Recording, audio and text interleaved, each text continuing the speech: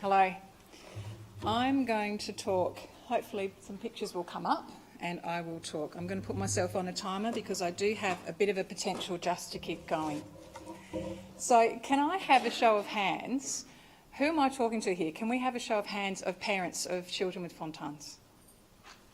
Excellent. How about those who are here who have a fontane themselves? Fabulous. Wow. And extended family. Brilliant. And clinicians. We've got a really good cross-representation, haven't we? That's excellent. All right. That's just going to flick through, so you'll have something else to look at apart from me. That was my plan. So I'm not going to give you a blow-by-blow account of what's happened for my family because there's so much lived experience already in this room. So I don't need to tell you about what it's like to have a surgery or to find the news or to come across a system that doesn't work as well as it needs to for your particular experience. I'm going to tell you about what I've done with the experience of being a fontane mum. So our story is going to have quite a few similarities to yours. There'll be some key differences. It might be in the diagnosis. It might be in the way your family's constructed. It might be in how you deal with it. We're all here because fontane has had an impact in our lives and will continue to have an impact. So our little family is a family of 4. We have a strong extended family that lives nearby. We live in southern Adelaide, so I'm very lucky. We live at the beach. Roman is our first child and he's in the back over here. He's now 14. He's probably terribly embarrassed that I've made you turn around and look at him. There won't be any clinical pictures up here, by the way. There's no photos that are confronting or triggering. So Roman comes with tetralogy of Fallot and hyperplastic right heart. And it's with a sense of belonging that I can actually say those terms without feeling that I need to explain them because this is the community that we're in. He also started with a really low birth weight. So he had some challenges right up the beginning, 3 pound 10 or 1.5 kilos in the new scale. So he had lots of complications in that first year and that was a really difficult time for us. He also ended up with 2 years of nasogastric feeding and complications based on that. So most of us in the fontane community would have had our diagnosis antenatally, as did we, and that shock was profound and just continues to reverberate. Every now and again I come across that sense of unreality that this surely can't be what's happened in my world. And that shock led to a need for answers. My husband and I both worked in state government and we were both project managers and we were used to managing diverse portfolios of projects. And so for us it was about, so this has happened, there's no point in really reflecting on why that might have happened. This has happened, how do we deal with it? What do I need? How am I going to manage this? So we needed answers. And it led us to a sense of information gathering and trying to make sense of this new life that had occurred for us. It certainly wasn't something that I'd pictured when I thought of myself as becoming a mother. Wasn't many Anne Geddes moments in that for me, no, none of those amazing photos that you see on the calendars. That came later, but not initially. So to make sense of it for my husband and I and our wider family, we needed to find out how we were going to manage this, what information we could get, what support we could get. We asked lots of questions. Why Melbourne? Why not Boston or London or Paris? Or was it just because Melbourne was the pathway for Adelaide? Was that just something that the health system had constructed, or was that the best place for us? So I needed a sense of being in the driver's seat. I needed a sense of control. I'm someone who's used to managing my own world, and being placed in a completely different alien environment made me feel that I had a sense of not being in control of that. And I had no idea the world had paediatric cardiologists until I met one. You know, who would think? When we first met Gavin in April 14 years ago, and he introduced himself and we did the scan and and he had a furrowed brow for 3 hours while I had a full bladder. And we went to his office afterwards, and he sat us down and told us what was going to happen. And I said, so are you going to do the surgery? Is that your role? And he said, oh no, I'm a consultant. And I said, oh, well, great.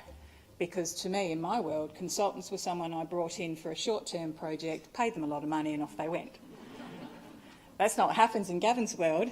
He stays for a long time, he doesn't get huge amounts of money. So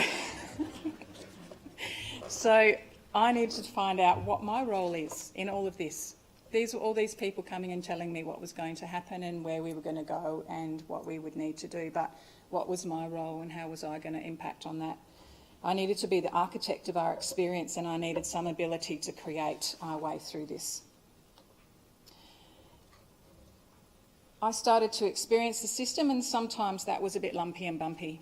And all of us have experiences of where the system doesn't work well and where it doesn't fit and where it feels created for somebody else.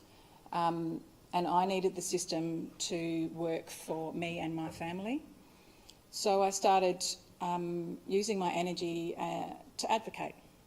As we all do, we all advocate for our children.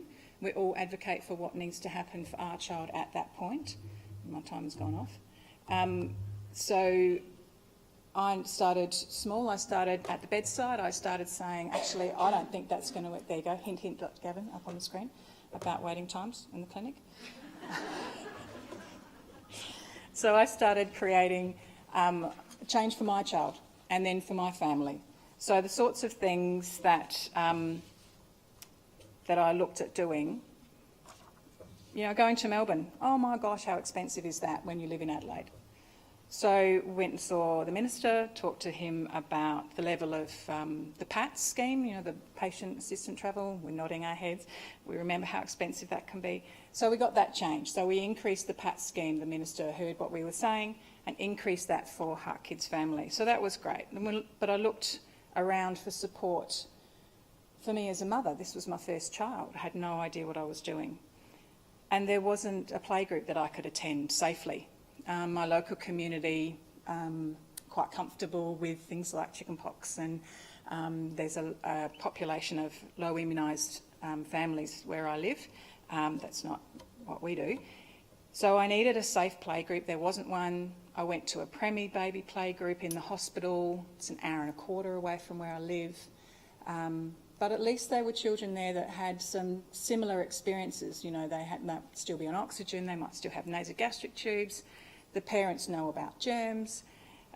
Still wasn't a great fit. So another mum and I, who was in a heart mum, created a nasogastric fed playgroup in the hospital.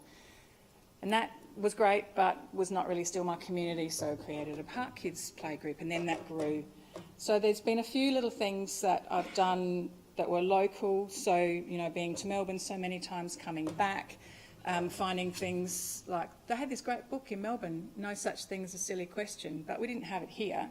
So we brought it back and created the South Australian edition of that. And there was a great policy in Melbourne around supporting breastfeeding mothers who had children in hospital. So we talked to the hospital here about that. But they were local things, and so I started realising that advocacy really worked, and it was a very powerful thing for me to do, and it was a way to use my energy. And we also know from research that becoming an advocate actually increases the parent's sense of well-being and control, and actually has a positive impact on the parent's mental health. And that certainly was true for me. So I did a lot more advocacy. I think the minister got a little bit sick of me and started putting me on boards, and so that I could use my energy elsewhere. And so I started doing work regionally in South Australia and then nationally, and I'll claim internationally because the Fontan goes across the ditch. So I got involved in the Fontan registry.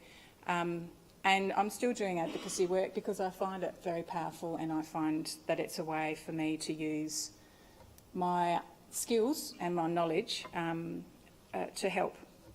I think it's given me a place to contribute. It's given me a vehicle for my energy. It's given me a way of helping other people.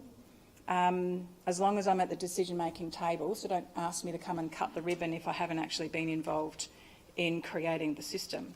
So it's about looking at what's not worked well for us. And for me as a mum, the transitions are really hard.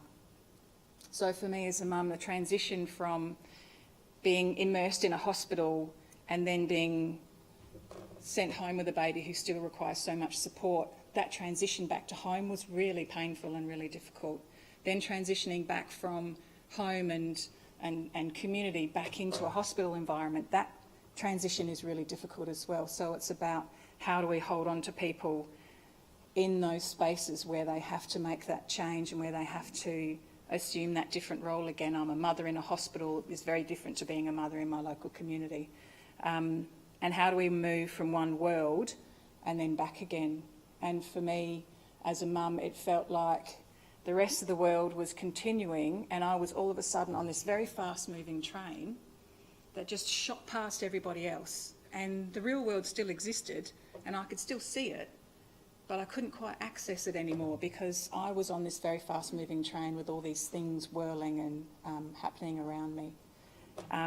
And feeling very disconnected from everything else that was happening. But I still had to kind of engage with that world. I still had to go and do the shopping. I still had to worry about the bills and all of that. So it was a very scattered approach. And I think for me, those transitions are still sometimes quite hard. So that is my experience of being a Fontaine mum in 11 minutes and 25 seconds. And thank you very much for listening.